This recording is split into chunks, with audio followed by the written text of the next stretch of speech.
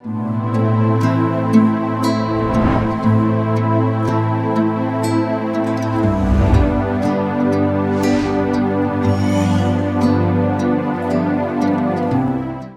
ప్రేక్షకులందరికీ నమస్కారం. Spiritual journey కార్యక్రమానికి స్వాగతం, సుస్వాగతం. నేను మీ స్నేహ. ప్రాపంచికంగా ఎన్నో ప్రయాణాలు చేస్తూ ఉంటాం. బస్సు ప్రయాణం, రైలు ప్రయాణం, ఫ్లైట్ ప్రయాణం, జీవిత ప్రయాణం, మన బంధాలతో ప్రయాణం, బంధువులతో ప్రయాణం, భర్తతో ప్రయాణం, భార్యతో ప్రయాణం, పిల్లలతో ప్రయాణం. ఇదంతా కూడా ప్రాపంచికంగా పుట్టిన దగ్గర నుంచి చచ్చిపోయేంత వరకు ఒక మనిషి అన్నవాడు పయనిస్తూనే ఉంటాడు. మరి ప్రయాణం అంటే ఇదేనా? ఇంకొకటి ఏమైనా ఉందా అంటే ఖచ్చితంగా ఉందనే చెప్పాలి. ఎందుకు అంటే నిజమైన ప్రయాణం, అసలైన ప్రయాణం అంతర్ప్రయాణం, ఆత్మ ప్రయాణం. ఎప్పుడైతే మన లోపల కూడా ఒక ప్రపంచం ఉంది అని తెలుస్తుందో, ఆ ప్రపంచంలోకి మనం పయనించాలని తెలుస్తుందో, అప్పుడు మొదలవుతుంది అసలైన ప్రయాణం. ఈ బయట ఎంత తిరిగినా కూడా మనకు దొరకంది సత్యం, శాంతి. నిజమైన సత్యాన్ని మనం కనుగొనాలి, ప్రశాంతతని కనుగొనాలి అంటే బయట ఎక్కడ వెతికినా దొరకదు. లోపలికి పయనించాల్సిందే, మన అంతర్లీనంగా వెతకాల్సిందే. మరి లోపలికి ప్రయాణించాలి అంటే ధ్యానం చేయాలి ఖచ్చితంగా. ధ్యానం ద్వారానే మన అంతర్లీనమైన యొక్క శక్తుల్ని మనం తెలుసుకోగలను, అంతర్లీనంగా మనం వెళ్ళగలము. ఆ ఇన్నర్ జర్నీ యొక్క మెడిటేషన్తోనే ఉంటుంది. ఎందుకంటే మనం ఎక్కడికైనా ఒక చోటుకి వెళ్ళాలంటే మనకి వెహికల్స్ ఎట్లా అవసరమో, ట్రైను, బస్సు, ఫ్లైట్ ఎట్లా అవసరమో, ఈ లోపలికి వెళ్ళాలి అంటే డెఫినెట్గా ధ్యానం అనే ఒక వాహనం ఖచ్చితంగా కావాలి. మరి ఆ వాహనాన్ని బేస్ చేసుకొని ఈరోజు పిఎస్ఎస్ఎం మూమెంట్లో, నాట్ ఓన్లీ పిఎస్ఎస్ఎం మూమెంట్, అన్ని స్పిరిచువల్ ఆర్గనైజేషన్స్ ధ్యానం అంటే వేరు వేరు పద్ధతులు అవలంబించినప్పటికీ వాళ్ళు సత్యాన్ని కనుగొనే ఒక దిశలో ఇన్నర్ జర్నీ చేస్తూ సత్యం తెలుసుకుంటున్నారు, సత్య మార్గంలో జీవిస్తున్నారు, సత్య మార్గంలో పయనిస్తున్నారు. ఈరోజు దానిలో భాగంగానే పెదగాడి నుంచి అద్భుతమైన మాస్టర్స్ మన ముందుకు వచ్చేసారు. వారెవరో కాదు, ఆది దంపతులనే చెప్పుకోవాలి. సాయి కుమారి గారు, రామారావు గారు ఆది దంపతులని చెప్పుకోవాలి. ఇద్దరు కలిసి ధ్యానం మొదలుపెట్టారు, కలిసి పయనిస్తూనే ఉన్నారు. జీవితంలో ఎన్నో ఛాలెంజెస్, ఎన్నో అనుభవాలు. మరి అవన్నీ అడిగి తెలుసుకుందాం. నమస్తే అండి. నమస్తే. చాలా సంతోషంగా ఉంది ఈరోజు మిమ్మల్ని ఇద్దరిని కలుసుకోవటం. చాలా సంవత్సరాల నుంచి మీ యొక్క జీవిత అనుభవాలు, మీ యొక్క నిరంతరమైన ధ్యాన ప్రచారం చూస్తున్నాను. ఐ థింక్ ఈరోజు కూడా ఏదో మెడిటేషన్ సెషన్ నడుస్తుంది కదా మీ ఇంట్లో. Very nice. అంటే ఎక్కడ అంటే మల్టీ డైమెన్షనల్గా ఉండాలి అంటే అనేసరికి మీరు మల్టీ డైమెన్షనల్గా ఇక్కడ ఒక ఇంటర్వ్యూ ఇవ్వడానికి వచ్చారు, అక్కడ క్లాస్ కంటిన్యూ చేస్తున్నారు. So both are spiritual works. Okay, మొదటిగా నేను సాయి కుమారి గారితో మాట్లాడతాను. సాయి కుమారి గారు, ఏ సంవత్సరంలో ధ్యానంలోకి వచ్చారు మీరు? నేను 97లో మెడిటేషన్లోకి జీకే గారి ద్వారా వచ్చానమాట. జీకే గారు నా క్లాస్మేట్. చిన్నప్పటి నుంచి కలిసి చదువుకున్నాము. అండ్ తమ్ముడు కూడా. అందుచేత నేను 97లో ఎప్పుడైతే నాకు మెడిటేషన్ చేయమని చెప్పాడో, చెప్పిన వెంటనే ఏంటి మెడిటేషన్ అని తెలుసుకొని, అప్పటికి నేను 3 అబ్బాయిలు, మా లైఫ్ బాగానే ఉంది. చిన్న చిన్న కారణాలు ఉంటాయి కదా, అప్పుడు 3 పిల్లల్ని చదివించాలనే ఒక తపనతో మా వారు కొంచెం కోపంగా ఉండేవారు అనమాట. కోపంతో పిల్లల్ని కొంచెం గట్టిగా కొట్టడం, బాగా చదివించాలని. ఆ చిన్న చిన్న కారణాలైనా నేను దాని గురించి మెయిన్ మెడిటేషన్లోకి రావడం జరిగింది. నువ్వు బాగా ధ్యానం చేయు, చక్కగా మీ వారి కోపం పోతుందని జీకే గారు నాకు చెప్పడం జరిగింది. ఇంత సులువుగా ఇలా ధ్యానం చేసేటప్పటికి మా వారు మారిపోతారు అనేది నాకు చాలా విచిత్రంగా, చాలా అద్భుతంగా అనిపించింది. ఇంత సింపుల్గా చేసే ఈ ధ్యానాన్ని నేను వెంటనే చక్కగా ప్రతిరోజు కూడా ఆ రోజు నుంచి మొదలుకొని ప్రతి రాత్రి నా పనులన్నీ చేసుకుని ఆ రాత్రి 9 గంటలకు ధ్యానంలో కూర్చునేదాన్ని. కూర్చున్నాక తెల్లవారి 4 వరకు కంప్లీట్గా ఎరుకుతో ధ్యానం జరిగేది. నా మైండ్ యాక్చువల్గా చిన్నపిల్లల మైండ్ అనమాట. ఎప్పుడు ఎంటీ మైండ్తో ఉండడం నా యొక్క అలవాటు అనమాట. దానివల్ల నేను కూర్చున్న వెంటనే ఎన్ని అవర్స్ మెడిటేషన్ చేస్తున్నా చాలా అద్భుతంగా ఎనర్జీ తీసుకోవడము, ఇంత ఆనందంగా ఉంటుందా ధ్యానం అనేది ఫస్టే నేను దాని యొక్క అనుభూతి పొందడం వల్ల నా చివరి శ్వాస వరకు ధ్యానం చెయ్యాలని మొట్టమొదటి రోజే నేను నిర్ణయం తీసుకున్నాను. ఎందుకంటే నాకు చాలా ఆనందం అనేది ఆ సిట్టింగ్లోనే ఫస్ట్ డేనే నాకు రావడం. ఆ తర్వాత పగలైనా 2 అవర్స్ కూడా పడుకునేటప్పుడు మళ్ళీ మెడిటేషన్. మళ్ళీ అలా కొన్ని రాత్రులు నేను ఇంత ఆనందం నా నా లోపలికి నేను వెళ్ళడం అనేది నాకు చాలా అద్భుతమైన ఈ ధ్యానం తెలిసిన తర్వాత మాత్రం నా టైం అంతా కూడా చేస్తే పనులు లేకపోతే ధ్యానం. ఇలా నేను సాధన చేయడం వల్ల నాకు మొట్టమొదటి నుంచి జరగబోయే విషయాలు తెలియడం, ఆ ఫ్యూచర్ విషయాలు ఎప్పుడైతే తెలిసాయో ప్రతి ఒక్కటి కూడా మా వారికి చెప్పడం మొదలుపెట్టా. ఏంటి ధ్యానం చేస్తూ ఉంటే ఫ్యూచర్ ఇన్ని విషయాలు తెలుస్తాయా అనేది మా వారికి చాలా విచిత్రంగా, ఇంత అమాయకంగా ఉంటుంది కదా తనకి ఇన్ని విషయాలు తెలుస్తున్నాయంటే ఇందులో చాలా ఉంది అని అయితే స్టార్టింగ్ ఆయన ధ్యానం నమ్మలేదు. ఫస్ట్ తెలియకుండా చేశాను. ఇంత సులువైన ధ్యానంతో అతను మారిపోతారు అనే ఒక విషయం చాలా ఆశ్చర్యంగా అనిపించింది. నేనే ముందు చేయడం మొదలుపెట్టాక కొద్ది రోజుల్లో ఆయన చూసేసరికి నాకు ఈ పవర్స్ అన్నీ వచ్చేసినాయి. ఎప్పుడైతే వచ్చాయో చెప్పడం మొదలుపెట్టానో అమాయకమైన నా భార్యకి ఇన్ని విషయాలు తెలుస్తున్నాయి అంటే ఇందులో ఏదో ఉందనే విషయం అతను తొందరగానే నమ్మడం జరిగింది. సార్ మీరు స్టార్టింగ్ ధ్యానం అన్నప్పుడు మీరు ఎట్లా రియాక్ట్ అయ్యారు? ధ్యానం చెప్తున్నప్పుడు జీకే వచ్చి చెప్పారు.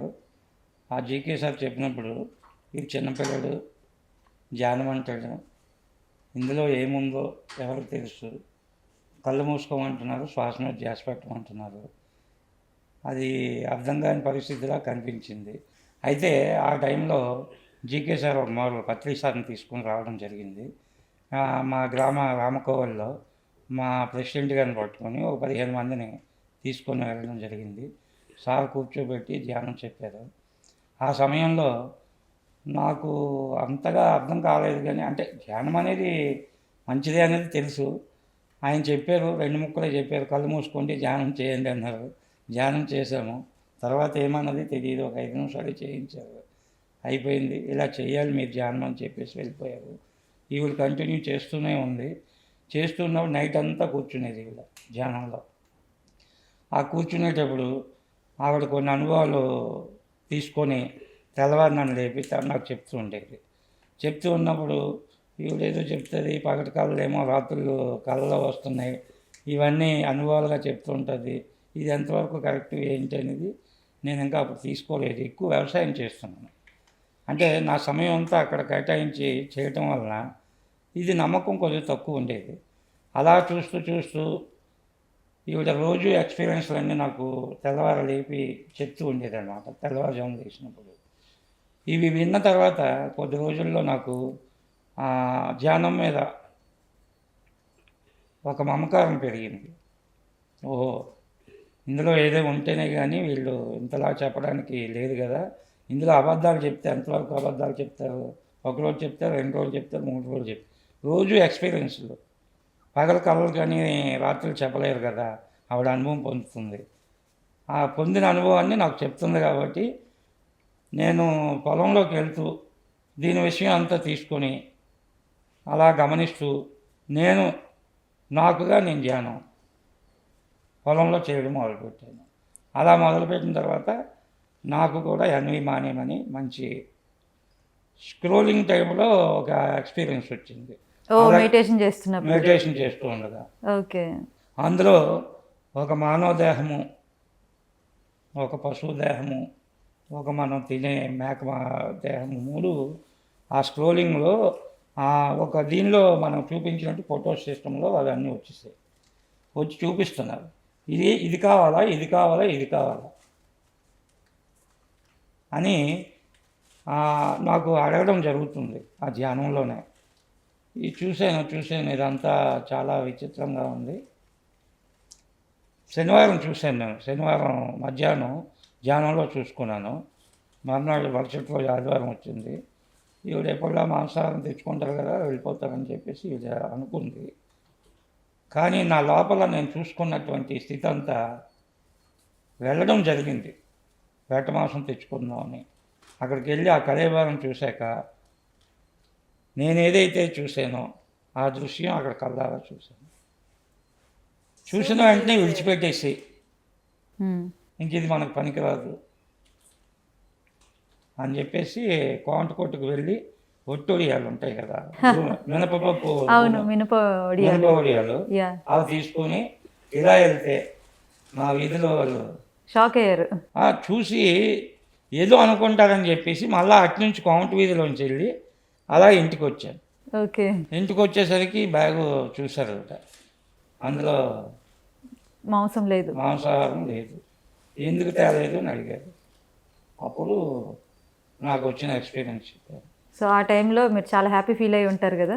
నేను చాలా అంటే ఎప్పుడు నాన్ వెజ్ ఎక్కువ వండడము దానికోసం అంత నాకు నచ్చేది కాదు ఫస్ట్ నుంచి కూడా. ఎందుకు ఇది ఇంత ఈ ఆహారం పిచ్చి ఉండకూడదు మనిషికి అని ఒక ఆలోచన ఉండేది. కరెక్ట్గా మెడిటేషన్లోకి రాగానే నేను ఎప్పుడైతే ఫస్ట్ మానేసానో తొందరగా దానివల్లే కోపము అన్నీ ఉండేవి. వెంటనే అతను చేంజ్ అయిపోయారు. తొందరగా శాకాహారంలోకి వచ్చారు నాతో పాటు.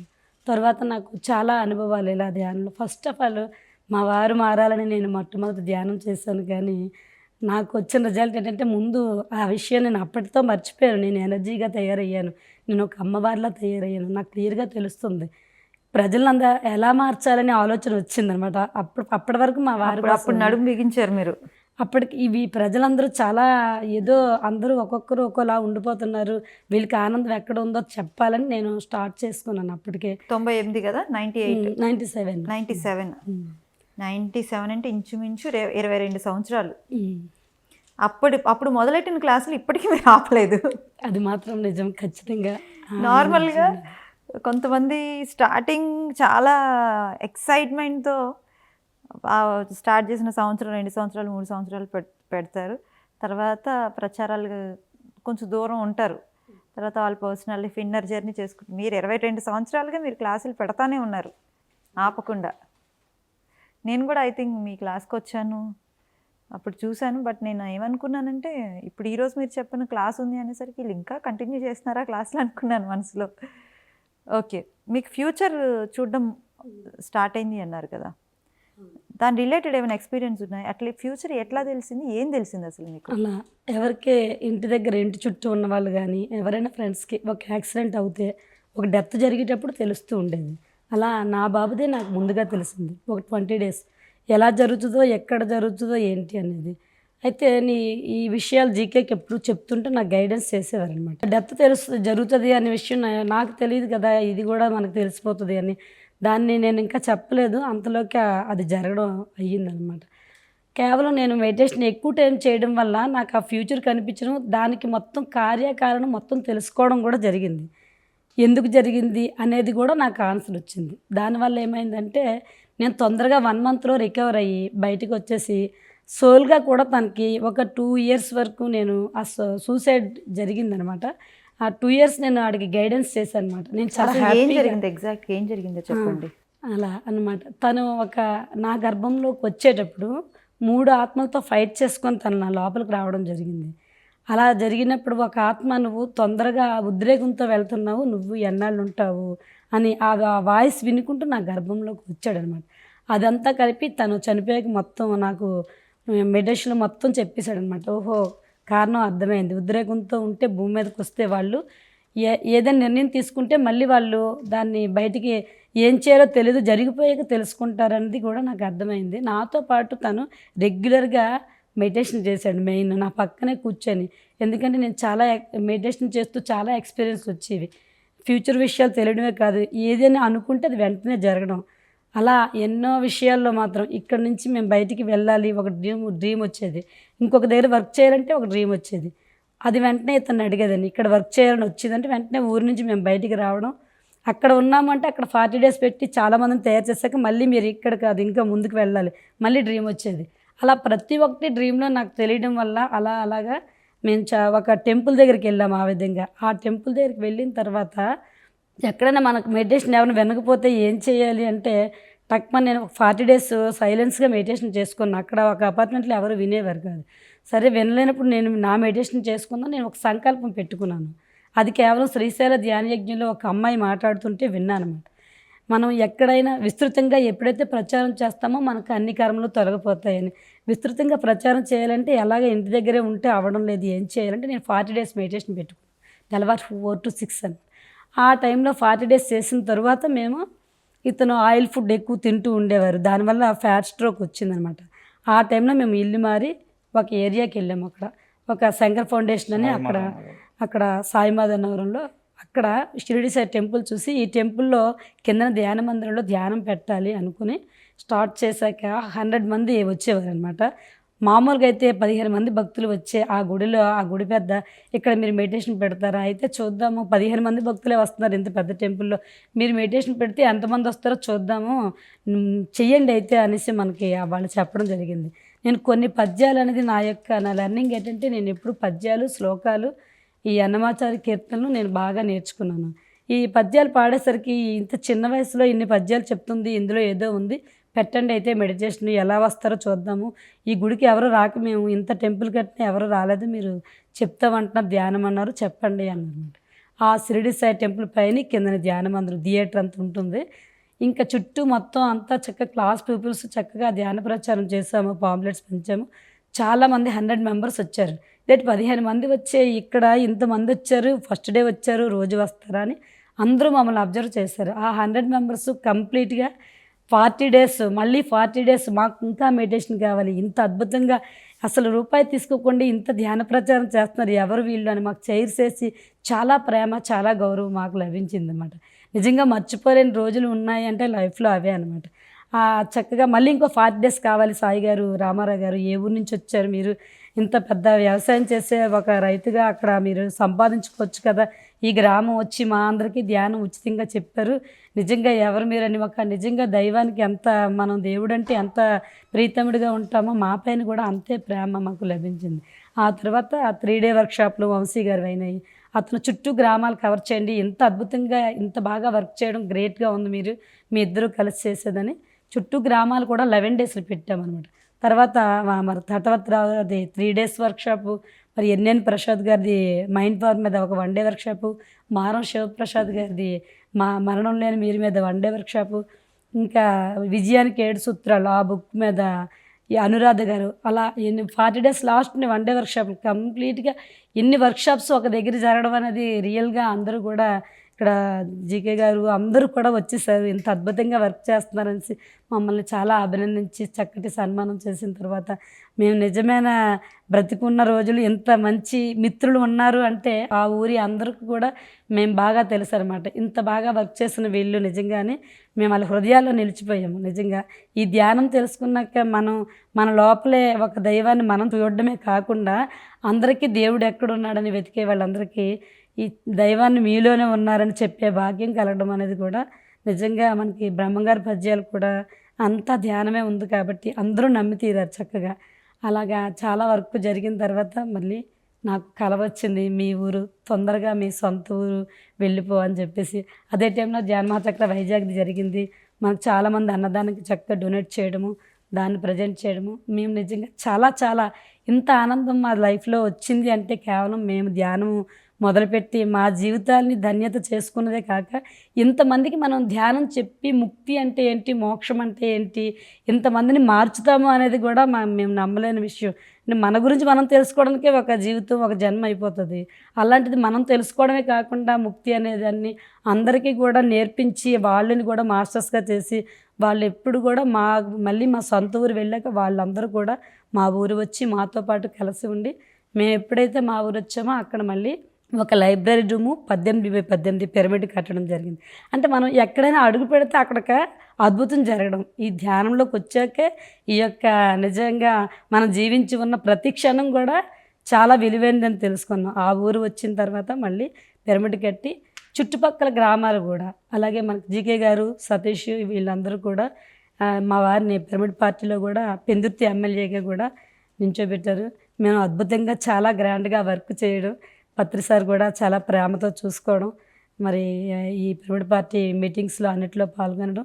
అలాగే ధ్యాన గ్రామీణ వ్యాన్ తీసుకొని మా వారు అతను చాలా ధైర్యంగా ఉంటారు. ఆ ధైర్యంగా ఉండడం వల్ల మాకు వ్యాన్ ఇస్తే ఒక వారం కూడా కొన్ని గ్రామాలు వెళ్ళి అక్కడ టెంపుల్స్లో మళ్ళీ ఈ సినిమా వేసి చక్కగా శాకాహారం మొత్తం గ్రామం అంతా కూడా ధ్యానం చెప్పడం జరిగింది. చాలా గ్రామాల్లో మేమంటే తెలుసుకోవడం, ధ్యానం చెప్తారు అద్భుతం చాలా బాగుందని చెప్పేసి అన్ని గ్రామాలు వర్క్ చేసాము. ఆ తర్వాత ఆ పిరమిడ్ పార్టీలో ఈ వర్క్ పూర్తయింది.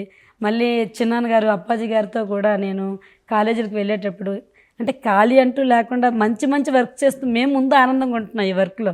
ఎందుకంటే ఇంతమంది చెప్పేటటువంటి సామర్థ్యత మనలో ఉంది. ఈ సత్యం కదా చెప్తున్నాము, అన్నీ చెప్పడం వేరు, సత్యం గురించి చెప్పినప్పుడు వచ్చే ఆనందం మాత్రం మరి అది మనం వెలకట్టలేనిది. అలాగా చిన్నాన్న గారితో చాలా కాలేజీలన్నిటికీ కూడా అందరూ పిల్లలు కూడా ఇలా మెడిటేషన్ చెప్పేసరికి ఆంటీ గారు మీ నెంబర్ కావాలి, ఎంత చిన్న సీక్రెట్తో మన లైఫ్లో ఏదనుకుంటే అది చేయగలమా అనే విషయాన్ని వాళ్ళు మాట్లాడితే అబ్బాయి ఎంత అద్భుతంగా అంతమంది రిసీవ్ చేసుకుంటారు మెడిటేషన్ చెప్తే. డిగ్రీ స్టూడెంట్స్ అందరికీ కూడా చెప్పడం జరిగింది. ఆ కాలేజీల వరకు అన్నీ అయిపోయిన తర్వాత మా సొంత ఊరు వెళ్ళాక మళ్ళీ పిరమిడ్ కట్టాం. పిరమిడ్ కట్టి మళ్ళీ అక్కడ నెల నెలా చక్కగా పౌర్ణమి ధ్యానాలు, వన్ డే వర్క్షాపులు. మెయిన్ ఏంటంటే నేను పద్యాలు, శ్లోకాలు ఇవన్నీ నేను చిన్నప్పటి నుంచి కూడా మేము పుట్టింది కూడా మా నాన్నమ్మ గారు సాధువుగా ఉండడం, ఆవిడకి ఒక గురువు ఉండడము, అవన్నీ చూసి ఆ వాతావరణంలో ఉండడం వల్ల ఎప్పుడు భగవద్గీత అప్పాజీ గారు మా చిన్నాన్నగారు అవడం వల్ల గీత ఎప్పుడు సీడీ వేసేవారు అనమాట. అప్పుడు నుంచి మేము వినడం వల్ల మా లోపల ఆధ్యాత్మికత అంటే ఇది ఒక గొప్పది, ఈ శ్లోకాలు వినాలి, గురువు ఉంటారనే అవగాహన చిన్నప్పటి నుంచి రావడం వల్ల తొందరగా మెడిటేషన్ చేసినప్పుడు కూడా ఎన్నో అనుభవాలు వస్తూ మా వారు నాకు చిన్న చిన్న పరీక్షలు కూడా, నువ్వు థర్డ్ ఐ ఓపెన్ చేసుకున్నావు, అన్ని ఫ్యూచర్ అందరివి ప్రతిదీ చెప్తున్నావు, నాకు ఏం జరగబోయేది ప్రతి ఒక్కటి పిల్లలకి ఏం జరిగేది కూడా నేను చెప్తూ ఉంటే అందరూ కూడా నాకు చాలామంది వాణి మేడం, జ్యోతి మేడం, లక్ష్మి అందరూ కూడా ఇన్ని అనుభవాలు వింటూ ఇంకా నన్ను బాగా ప్రోత్సాహిస్తూ ఉండేవారు. చాలా అద్భుతంగా ఉంది, నువ్వు ఎక్కడికి వెళ్ళినా చాలా బాగా వర్క్ చేయగలవు, నీ ఎనర్జీ చాలా బాగుంది, సంకల్పం పెడితే ఎక్కడికి వెళ్తే అక్కడ వందలాది మంది చక్కగా తయారు చేయడం, వాళ్ళని చక్కగా ధ్యానంలోకి తీసుకెళ్ళడం, వాళ్ళు కూడా మాతో ప్రేమగా ఉండడం, ఈ విధంగా జీవితంలో హ్యాపీగా అనిపిస్తూ, అలాగే ప్రతిదీ కూడా మా పిల్లలు కూడా ఎప్పుడైతే ధ్యానం మేము చేస్తున్నాం మాకు వాళ్ళు గౌరవం ఇవ్వడం, ప్రేమతో ఉండడం, అవి కూడా మేము ఈ ధ్యానం వల్ల పొందినటువంటి అనుభవాలను ఖచ్చితంగా చెప్పగలం. Super super super. ఎలాంటి సమయంలో ఆనందంగా ఉండడం, ఫ్యూచర్ తెలుసుకోవడం వల్ల కూడా. అండ్ ఆ టైంలో కూడా మా బాబు చనిపోయినప్పుడు కూడా నేను ప్రతిరోజు 3 hours అప్పుడు ఇంకా డీప్ మెడిటేషన్ చేయడం. మీ బాబు చనిపోయేప్పుడు మీరు మెడిటేషన్లోకి ఎంటర్ అయ్యి ఎన్ని ఇయర్స్ అయింది? నేను 97లో ఎంటర్ అయ్యాను. తర్వాత 2004లో మా బాబు చనిపోయాడు అనమాట, 2004లో. మీ బాబు చనిపోవడం మీకు ముందే తెలుసు? 20 days ముందు నాకు తెలుసు. మీకు తెలీదు? నాకు తెలియదు. మీకు ముందు ఏమైనా చెప్పారా నాకు ఇలాంటి ఒక ఎక్స్పీరియన్స్ వచ్చింది అని? ఆవిడకి బాబు చనిపోయే ముందు ఒక 20 రోజుల ముందు ఒక కళ వచ్చిందని చెప్పారు. ఆ కళ ఏంటంటే చిన్నపిల్లలు సముద్రంలోకి వెళ్ళిపోతున్నట్టు, శివుడు కూడా పక్కనే ఉన్నాడు, చూస్తూ ఉన్నాడు తప్ప ఆ పిల్లని రక్షించడానికి ఆయన కూడా సహకరించట్లేదు. చూస్తూ ఈవిడ అలా చూస్తూ ఉంది కానీ బాబు లోపలికి వెళ్ళిపోతున్నాడు అన్నది, ఊబిలో ఏదో సముద్రంలోకి దిగిపోతున్నాడు, ఎవరు కాపాడలేదు అనేది ఆవిడ చూసుకొని అది నాకు 20 days బిఫోర్ షేర్ చేశారు. మీకు ఏమనిపించింది, ఏమర్థమైంది అట్లాంటి ఒక ఎక్స్పీరియన్స్ మీకు వచ్చినప్పుడు? అప్పుడుకి ఇంత ఎక్కువగా విస్తృతంగా క్లాసులు లేవు కదమ్మా, అంటే అంత విశ్లేషించలేకపోయారు, ఏదో నార్మల్గా వచ్చింది, ఏదో కళ వచ్చింది అని దాన్ని పక్కన పెట్టాము. ఆ తర్వాత బాబు ఇంట్లోంచి ఒక 10 రోజుల తర్వాత వెళ్ళిపోవడము, వాడు ఎప్పుడో బయట ఉంటాడు వస్తూ ఉంటాడు, అలాగే వెళ్ళాడు వస్తాడని. బాబు ఏజ్ ఎంత అప్పటికి 19. Okay, 19 years. మీ పెద్ద బాబు డిగ్రీ 2nd year అవుతుంది. ఫస్ట్ కొడుకు మీ పెద్ద ఫస్ట్ అబ్బాయి. మీకు ఏం డౌట్ రాలేదా ఇట్లా? మీకు మామూలుగా మీకు ఫ్యూచర్ కనిపించేది కదా, అప్పటికి జరగబోయేవి తెలిసేవి కదా, మీకు అప్పుడు ఏమీ డౌట్ రాలేదా? అప్పటికి డౌట్ అంటే బాబు బాగానే తిరుగుతున్నాడు కదా మమ్మీ అంటున్నాడు కానీ అక్కడ ఫేస్ వేరేగా కనిపించింది, శివుడు కనిపించాడు. శివుడికి కూడా అడిగాను, బాబు నన్ను మమ్మీ అంటున్నాడు కానీ చనిపోతాడని నాకు తెలుస్తుంది మెడిటేషన్ వల్ల, మీరు రక్షించుతారా, ఏదైనా చేయొచ్చు కదా అంటే చిన్నవి నవ్వారు. అది నేను ఎలా తీసుకున్నానంటే శివుడికి చెప్పినప్పుడు కూడా శివుడు చిన్నవి నవ్వారు కానీ నేనున్నాను నేనేం చేస్తాను అని అనలేదు, మీరే ఈ బాధ్యత తీసుకోండి అన్నప్పుడు కూడా చిన్నవి నవ్వారు. అదే శివరాత్రికి ఆ బాబు చనిపోయాడు అనమాట. ఓకే, సో తను చనిపోయిన ఒక 3 daysకి కదా మీకు తెలిసింది? సరే, చనిపోకముందు ఈవిడికి ఎక్స్పీరియన్స్ వస్తున్నాయి, అవును వీడు చనిపోతాడని అది రోజు నాకు చెప్పడం జరుగుతుండేది. సడన్ గా 1 fine day కనిపించడం మానేసిన తర్వాత అబ్బాయి వెళ్ళిపోయిన తర్వాత ఈవిడికి ఎక్స్పీరియన్స్ మొదలుపెట్టారు. వాడు ఏం చేసి నేనేమనుకున్నానంటే అంతకు ముందు కూడా వెళ్తుండేవాడు, 1, 2, 3 రోజులు ఎక్కడైనా ఉండి వస్తుండేవాడు, పర్వాలేదు అలాగే ఉంటుంది, మాతో ఏమీ వైరం లేదు కదా, గొడవ పడి వెళ్తే భయపడతాం, గొడవ లేదు మామూలుగా వెళ్ళాడు. అలా అనుకొని ఈవిడ చెప్తున్న ఎక్స్పీరియన్స్ని నువ్వెందుకు కంగారు పడతావు, ఏంటి విషయం, వాడు మనతో వైరం చేసుకొని వెళ్ళలేదు కాబట్టి ఆడ ప్రయత్నాలు చేయడు, నువ్వు కంగారు పడద్దు. నేను ఆవిడ చెప్తున్న వాటిని ఖండించేవాడిని. అప్పుడు ఇంకా నేను చెప్పినవి కూడా విని చెప్పుతున్నా సరే వీళ్ళు యాక్షన్ తీసుకోవట్లేదని ఆవిడ కోపం వచ్చి మన జీకే ఇంటికి రావడం జరిగింది. అక్కడ వాళ్ళందరికీ చెప్తే వాళ్ళు కూడా మరి ఆయనే వెళ్ళలేనప్పుడు మేమేం చేయగలం అని చెప్పేసి చెప్పడం జరిగింది. అప్పుడు సూసైడ్ 2004 ఫిబ్రవరి 18న శివరాత్రి వచ్చింది. శివరాత్రి రోజు సూసైడ్ చేసుకున్నారు. దానికి ముందు రోజు 3 రోజులు, దాని వెనక 5 రోజులు ఇవిడికి ఎక్స్పీరియన్స్లు వచ్చాయి. 4th డే ఈరోజు మీకు పోలీసుల ద్వారా కబర్ వస్తుందని చెప్తుంది. ఎవరు చెప్పారు? ఈవిడే చెప్పాను. మీకు పోలీసు అది కూడా జనంలో చూసుకున్నారు. సోల్గా అలా చూసుకొని ప్రతిరోజు చెప్తుండేది. మీ అబ్బాయి సోల్గా ముందు మీకు కనిపించింది. బాడీ మారిపోవడం, బాడీ షేప్ అన్నీ నాకు రోజు ఎలా జరుగుతుందో వివరంగా చెప్పేది అన్నమాట. సాధారణంగా ఇది ఎవరికైనా బయట నాన్ మెడిటేటర్స్ ఎవరైనా అంటే ధ్యానం తెలియకుండా ఉన్న వాళ్ళు ఎవరికైనా ఇది ఒక వింతలాగా అనిపిస్తుంది, ఎవరు నమ్మరు. ధ్యానం చేసే వాళ్ళకి మాత్రం ఖచ్చితంగా ఇది అద్భుతమైన ఎక్స్పీరియన్సే. సో మీరు అట్లా చిన్నప్పుడు కూడా 7th వాళ్ళ డాడీ జోక్ చేస్తారు, నువ్వు ఫెయిల్ అయిపోయావని. వెంటనే పాయిజన్ తాగాడు అబ్బాయి. ఫస్ట్ సెకండ్ ఇదనమాట. తన డేరింగ్ పర్సన్, తనకు ధైర్యం ఎక్కువ అనమాట. ఇప్పుడు మాత్రం మాకేమీ చెప్పకుండా వాడంతటా వాడు వెళ్ళి డెసిషన్ తీసుకున్నాడు. అది అరకులోనే. సో మీకు ముందు సోల్, ఆ అబ్బాయి సోల్ కనిపించి అమ్మ నేను బాడీ చెప్పాక నేను వీళ్ళందరికి చెప్తే వీళ్ళు నమ్మలేదు. ఆ తర్వాత జీకే గారి దగ్గరికి వచ్చాక మామూలుగా ఒక అమ్మ అంటే ఒక కొడుకుకి ఏది జరిగినా మామూలుగా వాళ్ళ గుండె జారిపోయింది అని అనుకుంటారు. నువ్వు మెడిటేషన్ చేస్తున్నావు కాబట్టి నువ్వు ధ్యానం చేసిన వాళ్ళు ఒక యోగులు కదా, ఎలాగా మరణం అంటే ఏటో అన్నీ తెలిసాక అన్ని పద్యాలు పాడతావు అనగానే ఒక ఎరుకు వచ్చింది. కేవలం ఆ ఎరుకు వల్ల నేను వెంటనే నాకు ఒక మెసేజ్ కూడా వచ్చింది, భజగోవిందం కంటత పెట్టని. నేను భజగోవిందం పూర్తిగా కంటత పెట్టుకొని బుక్ అంతా చదివాను కాబట్టి అందులో కొన్ని శ్లోకాలు, భావాలు నాకు పూర్తిగా నాకు హృదయంలోకి వెళ్ళాయి. వాటి వల్లే నాకు జ్ఞానం కూడా వెంటనే నాకు లభించింది. అంటే మీకు ధ్యానం ఉండటం వల్ల అంటే ఇప్పుడు ఖచ్చితంగా మనం మానవ దేహాలు ఉన్నాయి కాబట్టి ఆ ఇన్సిడెంట్ అయినప్పుడు రియాక్ట్ అవుతాం. అవ్వదు అంటే లేదు, ఖచ్చితంగా రియాక్ట్ అవుతాం, బాధ వస్తుంది. కానీ ఆ బాధ నుంచి మనం ఎంత తొందరగా ఎరుకలోకి వచ్చి ఎంత తొందరగా బయటకు వచ్చామన్నది ఇంపార్టెంట్. ఆ టైంలో మీ ఇద్దరి సిచ్యువేషన్ ఎట్లా ఉంది, మీరు ఎలా ఓవర్కమ్ చేశారు అది? నేనైతే పత్రి సార్ అదే టైంలో సింహాచలంలో ఒక పెద్ద మీటింగ్ జరిగింది.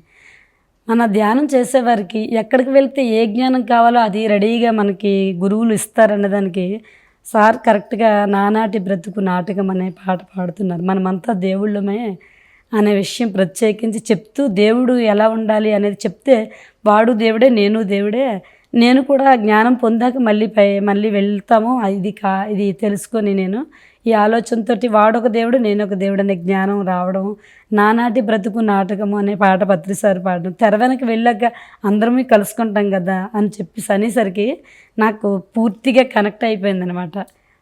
పుట్టుటయ్యు నిజము, పోవుటయ్యు నిజము, నట్టనడి నీపడి నాటకము, మధ్యాహ్నం ఉన్నది ప్రపంచము, కట్ట కడపటిది కైవల్యము అని పాడేసరికి నాకు ఇలాంటి గురువు నిజంగా నాకు ఏది కావాలో అదే ఇచ్చారు. ఇక నాకు చిన్నది కూడా లోపల చాలా ఇంకా లోపల జ్ఞానం నిక్షిప్తం అయిపోయింది, ఏది కావాలో అది వచ్చేసింది. ఇంకా ఆ తర్వాత ఇంకా నాకు అది జ్యోతి లోపల వెలిగితే ఆటోమేటిక్గా దుఃఖం అనేది ఆటోమేటిక్గా వెళ్ళిపోతుంది. చాలా చీకటిలో మాత్రమే మనం వెతుకుతాము. ఎప్పుడైతే జ్ఞానజ్యోతి మన అంతరంగంలో జ్ఞానజ్యోతి వెలుగుతుందో దుఃఖం అన్నది ఆటోమేటిక్గా బయటికి వెళ్ళిపోతుంది. ఎంత జ్ఞానము మన భజగోవిందంలోని పత్రిసారి చాలా అద్భుతంగా పాడతారు. అందులో కొన్ని శ్లోకాలు నాకు పూర్తిగా హృదయంలోకి వెళ్ళాయి అనమాట. కస్త్వం కోహం కుత ఆయాత కామే జనని కోమే తాత ఇతి పరిభావయ సర్వమసారం విశ్వం త్యక్వా స్వప్న విచారం. ఒక్కొక్క జన్మలో ఒక్కొక్క తల్లిదండ్రులు ఉంటారు. ఇందులో ఎవరు నిజమైన తల్లిదండ్రులు? స్వప్నతుల్యమైనటువంటి ఈ ప్రపంచము ఎప్పుడూ ఉండేది కాదు. స్వప్నం ఎలాగైతే వచ్చి పోతుందో మళ్ళీ స్వప్నంలో అన్నీ మాయమైపోతూ ఉంటాయో జీవితంలో ఉన్నటువంటి పాత్రధారులు కూడా ఇలాగే స్వప్నం లాంటిది, దీన్ని శాశ్వతమైనది కాదు అని ఆ శ్లోకము. తర్వాత వేమనయోగి పద్యం కూడా అదే నెక్స్ట్ 1 monthలో క్లాస్కి వెళ్ళానమాట. వెళ్ళేసరికి చిన్నాన్నగారు ఏమో క్లాస్ ఎలా స్టార్ట్ చేయడం అని చూసేసరికి చిన్నాన్నగారు పద్యం పాడుతున్నారు. సతులు సుతులు మాయ సంసారములు మాయ, ధనము ఘనము మాయ, తనువు మాయ, మాయ గెల్చువాడు మర్మజ్ఞుడగు యోగి. విశ్వదాభిరామ వినురవేమా.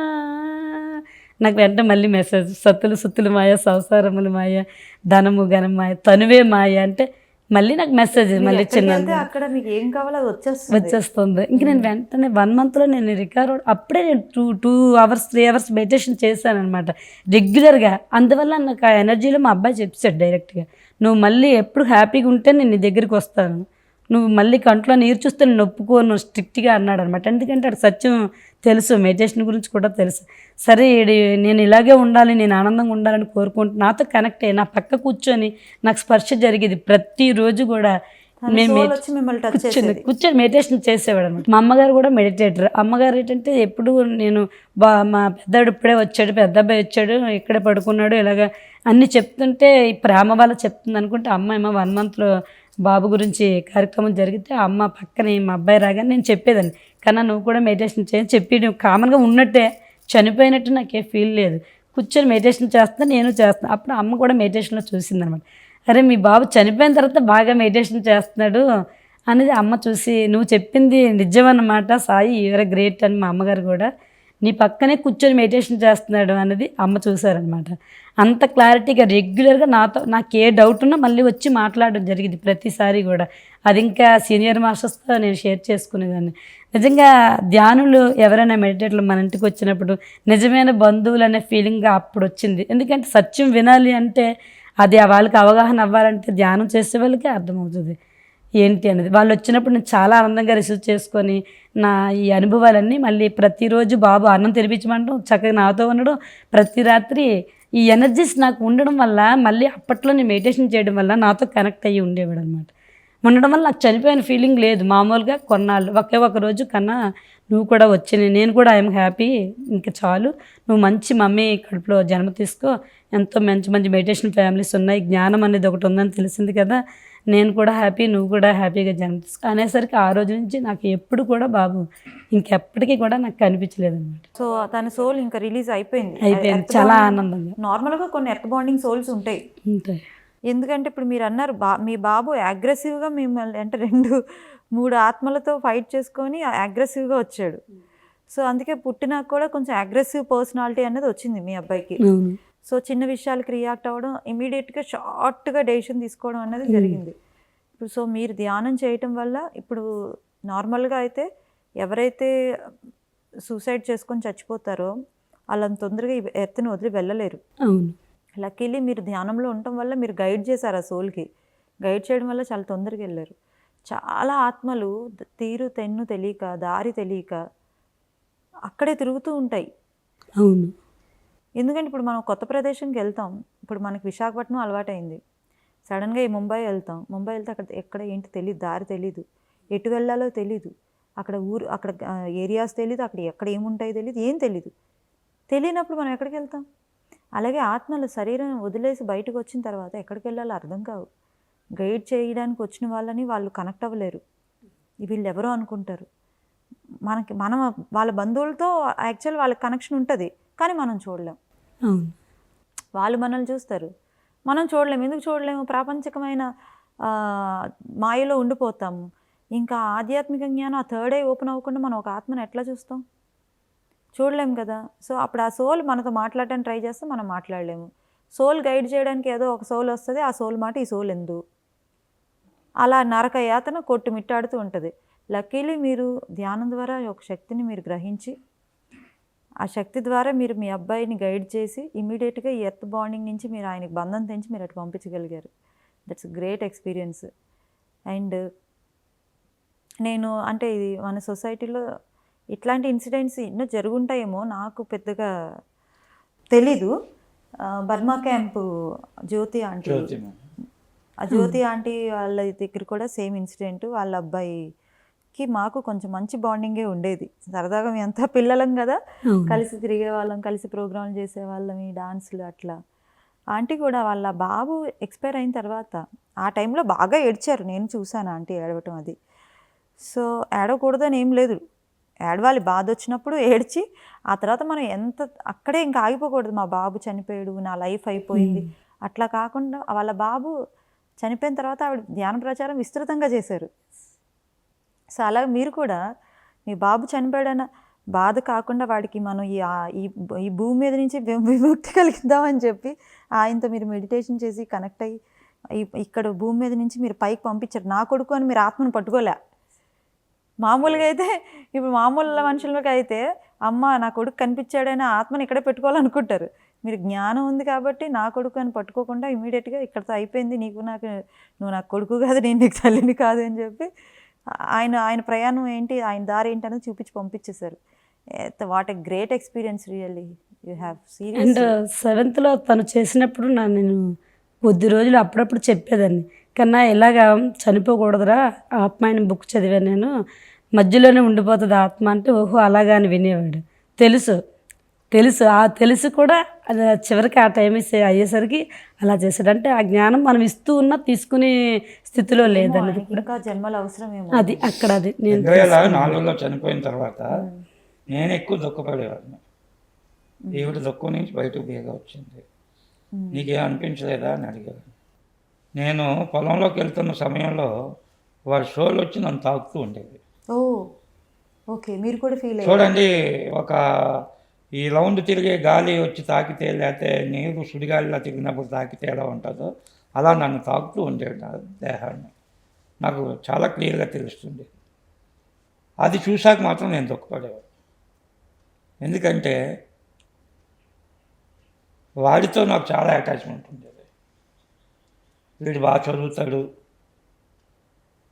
అంటే ఫ్యూచర్లో మంచి భవిష్యత్తు ఉంది అంటే చూడగలడు. మీరు ఒక ప్లాన్ చేసుకున్నారు మీ అబ్బాయి కోసం, వీడిని ఇట్లా చదివించాలి, ఈ పొజిషన్లో ఉంచాలి అని నా ఊహ అంతా ఉండేది, వాళ్ళ మీద పెట్టేవాడిని. కానీ ఆ సమయంలో వీడు నన్ను తాకేటప్పుడు దీని విషయం వచ్చేటప్పటికి ఇప్పుడు కూడా నాకు దుఃఖం వస్తుంది. అంటే చెప్పేటప్పుడు మళ్ళా లోతులోకి వెళ్ళాల్సి వస్తుంది. మామూలుగా ఉంటే ఏముండదు, అలా వస్తుంది. ఆ వచ్చేటప్పుడు ఒక క్షణం మళ్ళా నాకు అనిపిస్తుంది. అలా అయిన తర్వాత మేమిద్దరం డిస్కషన్ చేసుకున్నాం. నాకు వచ్చి తాకుతున్నాడు, నీ దగ్గరికి వస్తున్నాడు. ఈవిడేం చేసేదంటే భయపడేది కాదు, పక్కన కూర్చోబెట్టి ధ్యానం చేసేది. నేను భయపడలేదు, కానీ ఏంటంటే వీడు పోయి మనల్ని తాకుతున్నాడంటే ఏదో చెప్పాలనుకుంటున్నాడు, కానీ మనకు తెలియదు, ఆ చెప్పేదేదో మనకు తెలియదు.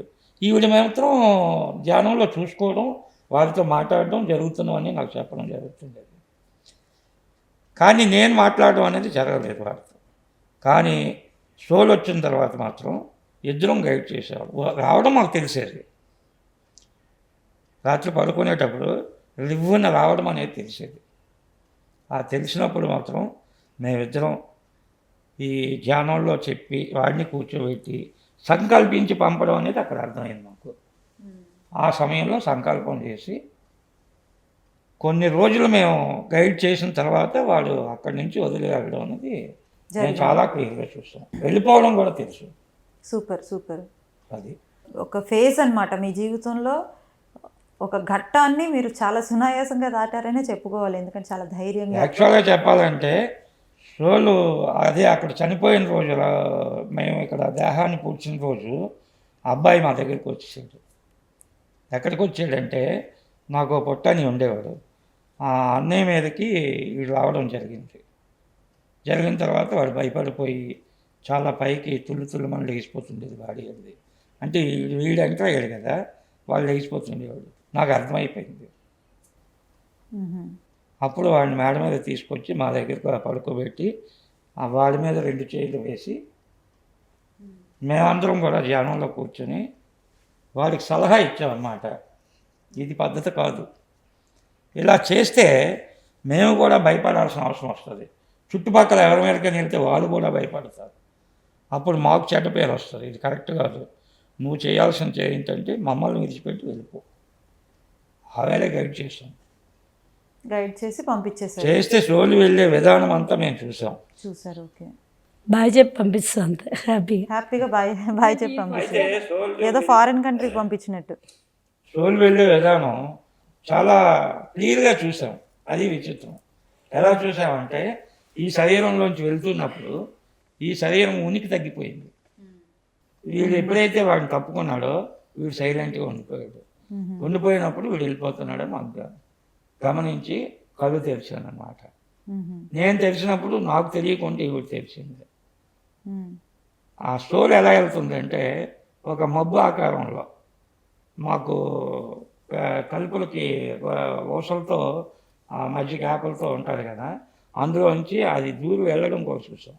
Great great. చూశాక అక్కడ మాకు పొయ్యి ఎటుపక్క ఉండేది దక్షిణం సైడు, అక్కడ కుండీ ఉండేది. నీళ్ళ కుండీ దగ్గరికి ఇక్కడికి ఇలాగ ఇటు వెళ్ళడం అటు రావడం జరుగుతుంటే కుక్కలు పసికట్టేసేవారు. మాకు ఎక్కువ చాలా కుక్కలు ఉండేవి. అవి అరుపులు మొదలుపెట్టాయి. అప్పుడు మేము చాలా క్లియర్గా ఈ సోలు వెళ్ళడం కరెక్టే అన్నది డిసిషన్ తీసుకున్నాం. అప్పుడు నాన్న వెళ్ళిపో నాన్న కన్ఫర్మేషన్. ఓకే, కుక్క అరిచినప్పుడు మీకు కన్ఫర్మేషన్ వచ్చింది. అయిపోయింది. అప్పుడు వెళ్ళిపో నాన్న అని మాత్రం చాలా చక్కగా చెప్పాం. అది ఒకసారి మా వారిని నన్ను టెస్ట్ చేసేవారు. ఇంత బాగా ధ్యానం చేస్తుంటావు, నైట్ అంతా సాధనలో ఉంటావు, నాకు ఎదురుగా నాకు 4 o'clock లేపాలి, నువ్వు నైట్ చేస్తున్నావు కదా అన్నారు. సరే మన మెడిటేటర్లు ఎవరైనా లోపల నుంచి ఏదైనా అనుకుంటే అది చేయగలుగుతాము, తప్పకుండా చేస్తాను, మీకు మార్నింగ్ 4కి లేపాలి కదా. నేను కూడా 4కి అలా జస్ట్ అలా రిలాక్స్ అయితే ఫ్యూచర్ కనిపించేది.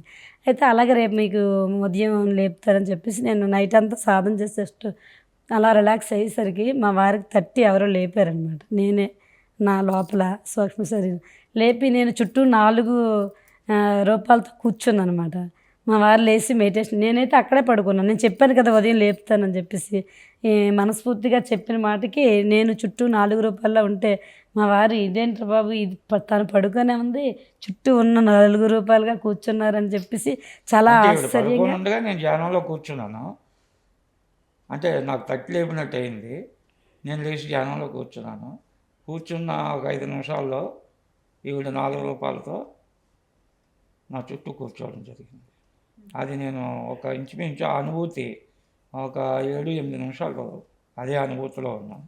అప్పుడు నాకు ఎన్టీఆర్ అంటే మీరు ఒకరిని లేపమంటే మీకు ఎక్స్ట్రాగా బోనస్గా ఇంకో 3 ఎక్స్ట్రాగా వచ్చి 4 వచ్చి లేపారు. ఇప్పుడు మార్నింగ్ నాకు చెప్పారనమాట, యూఆర్ ఏ గ్రేట్, నువ్వు సాధన చేస్తున్నావు, థర్డ్ మాస్టర్ అన్నంత వరకు తెలుసు, నువ్వు నా పక్క 4 రూపాయల్లో ఉన్నావు, చాలా గ్రేట్ మాస్టర్ అయ్యావు అన్నారు. అసలు మామూలు మాస్టర్ మీ 4 రూపాయలు చూడడం కూడా గ్రేట్. అక్కడ గ్రేట్ మాస్టర్. అక్కడ నాకు ఒక విషయం గుర్తొచ్చింది. పూర్వీకులు సినిమాలు తీసేవారు కదా, కొన్ని గ్రంథాలు చదివి అప్పుడు నాకు ఈ సినిమాలో ఒక పాట ఉంటుంది, శివశంకరి శివానందలహరి శివశంకరి అంటే ఆ శిల కరగాలంటే అన్ని వాయిద్యాలతోటి పాట పాడినప్పుడు మాత్రము ఆ శిల కరుగుతుందని ఎన్టీఆర్ పాడతారనమాట. అప్పుడు మన 7 శరీరాలు ధ్యానంలో మనకి విషయం తెలుసు కదా, నేను 4 శరీరాలు యాక్టివేట్ అయ్యాని నాకు కూడా చాలా అలా చాలా అనుభవాలు అనుకున్నాను.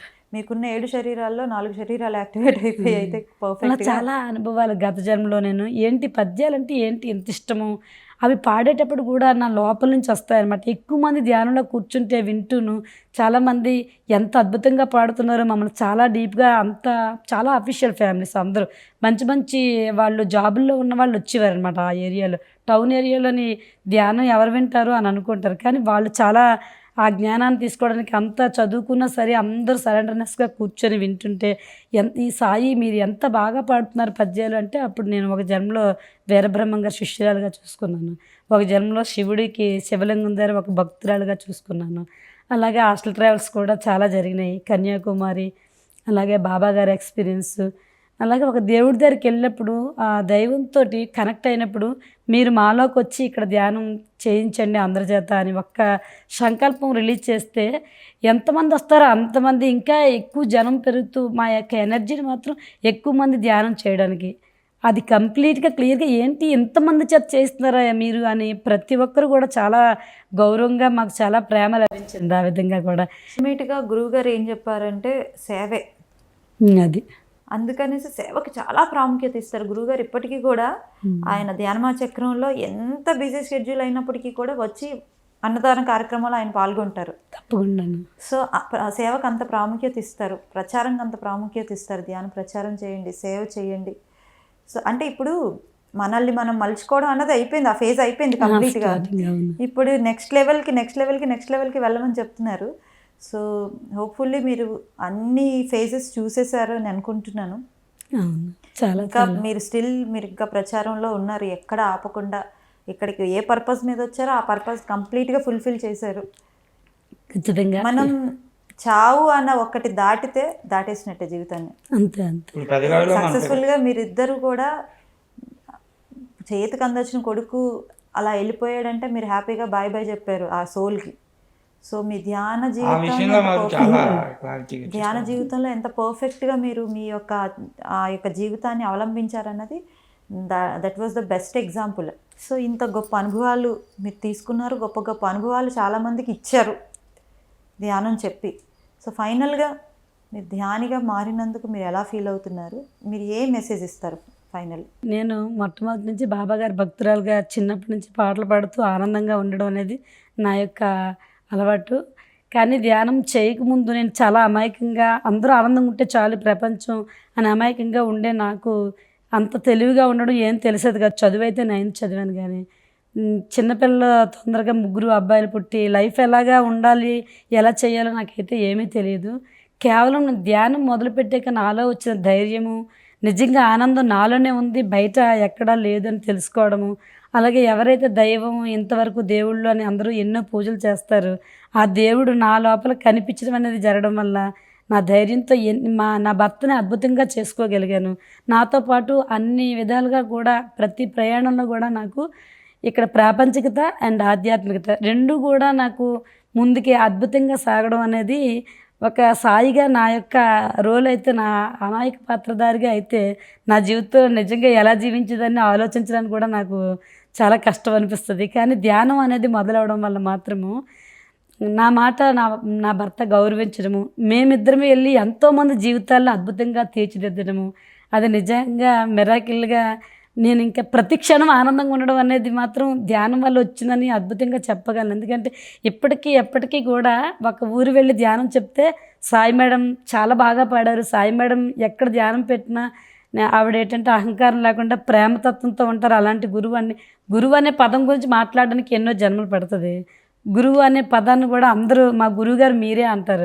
ధ్యానం ఇలా చెప్పేసరికి గురువుగా భావించడం అంటే అది ఎంత గొప్ప ధన్యమైందని చెప్పాలి. నిజంగా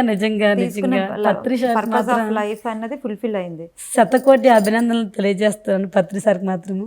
ఈ విధంగా రామారావు గారు మీరు చెప్పండి.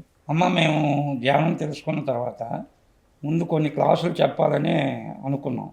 అలా కొన్ని క్లాసులకు వెళ్ళడం, అక్కడ మేము ధ్యానం చెప్పడం చేయడం తెలుసుకుని వాళ్ళకి చెప్పి వస్తుండేవాళ్ళు, అందరూ అప్రిషియేట్ చేసేవారు. నాకేమనిపించిందంటే మనం ఇలా వెళ్ళి క్లాసులు చెప్పేసి వచ్చేయడం కంటే మనం ఎక్కడ ఉన్నామో ఆ ఏరియాలో కొన్ని పల్లెటూర్లు ఎంచుకొని ఆ గ్రామాల్లో ధ్యానం అందలేదు, ఇలా వెళ్ళి చెప్పి వచ్చేయడం మనకి ఈజీగానే ఉంది. కానీ ధ్యానం అందలేదు కాబట్టి ధ్యానం అందించే మార్గాన్ని మనం చేస్తే చాలా బాగుంటుంది అనిపించి అక్కడి నుంచి మేమిద్దరం ప్రతి గ్రామానికి ధ్యానం అందించాలని ఫస్ట్ రాంపురం చేశాము. రాంపురం చేస్తే ఒక 30 మంది తయారయ్యారు. వాళ్ళని అక్కడ విడిచిపెట్టి తర్వాత మళ్ళీ పెదగాడిలో ఎక్కువ విస్తారంగా చేయడం మొదలుపెట్టాము. ఇక్కడ ఒక 60-70 మంది తయారయ్యారు. ఇలా కాదు ఇంకో గ్రామంలో అని పెనగాడి గ్రామంలో మేము ధ్యానం చెప్పిన తర్వాత ఇప్పటికి సుమారుగా 100 మంది ధ్యానంలోకి రావడం జరిగింది. వాళ్ళందరూ కూడా కంటిన్యూ అవుతున్నారు, మన దగ్గరికి వస్తున్నారు. అక్కడికి వెళ్తే ఇవాళ అదే క్లాస్ అక్కడ పెట్టి వచ్చాము, ఒక 60 మంది రెడీగా వచ్చారు. నెక్స్ట్ మౌన్ ధ్యానం పెట్టుకుందాం అని చెప్పాను. దానికి ఫాలో నిరంతర సాధన, నిరంతర ప్రక్రియ, నిరంతరం మేము ఒక్కొక్క గ్రామం ఇక్కడ పూర్తిగా ఫుల్ఫిల్ చేసి ఒక 200 మందిని ధ్యానాలు తయారు చేస్తే ఆ గ్రామం డెవలప్ అవుతుందని. అయితే మీ పర్పస్ ఆఫ్ లైఫ్ ఫుల్ఫిల్ అయిందని అనుకుంటున్నారు. ఇలా చేసుకుంటూ ఇంకా ఇంకా వెళ్తుంది, ఇంకా వెళ్తూ ఉంటుంది, వెళ్తూ ఉంది. ఆ వెళ్తిని కంప్లీట్ చేసుకుంటూ వెళ్ళటమే మన ధర్మం. ఎందుకంటే ధ్యానంలోకి వచ్చాం కాబట్టి మనం ఏదైతే తెలుసుకుని అనుభవించిన జ్ఞానాన్ని అందరికీ పంచడం అనేది చాలా విస్తృతంగా చేయాలనే తపన నాకుంది. ఇదే పని మీకు అయితే మా చుట్టుపక్కల ఉన్న గ్రామాలన్నింటినీ మేము చేయాలి ఖచ్చితంగా అని డిసిషన్ తీసుకొని ఆ నిర్ణయంలో ఉన్నాం. ఖచ్చితంగా అది అమల్లో పెడతాం. Thank you so much. మీ ఇద్దరికి మీ యొక్క అనుభవాలు చాలా అద్భుతంగా ఉన్నాయి. ఈరోజు మీకు పిలవగానే వచ్చి మనస్ఫూర్తిగా మా అభినందనలు తెలుపుతున్నామమ్మా. మీకు కూడా చాలా అలాగే అభినందనలు పత్రిజీ తెలుపుకుంటున్నాను. గారికి, పత్రిజీ గారి భార్య గారికి అందరికీ మేము హృదయపూర్వకంగా నమస్కారాలు తెలియజేస్తున్నాం. సో మరి ఈ సందర్భంగా మరొకసారి మన జగద్గురు అయిన పితామహ బ్రహ్మర్షి పత్రిజీ గారికి, అలానే అమ్మగారు స్వర్ణమాల పత్రి గారికి ఈ సందర్భంగా అందరి పిరమిడ్ మాస్టర్స్ తరపు నుంచి నా నమస్సుమాంజలి పాదాభివందనాలు తెలియచేసుకుంటూ, మరి ఇది ఇవాల్టి స్పిరిచువల్ జర్నీ. మరి మరొక స్పిరిచువల్ జర్నీలో మరొక అద్భుతమైన మాస్టర్స్తో మళ్ళీ కలుసుకుందాం. అంతవరకు సెలవు. నమస్కారం. చూస్తూనే ఉండండి పిఎంసి ఛానల్.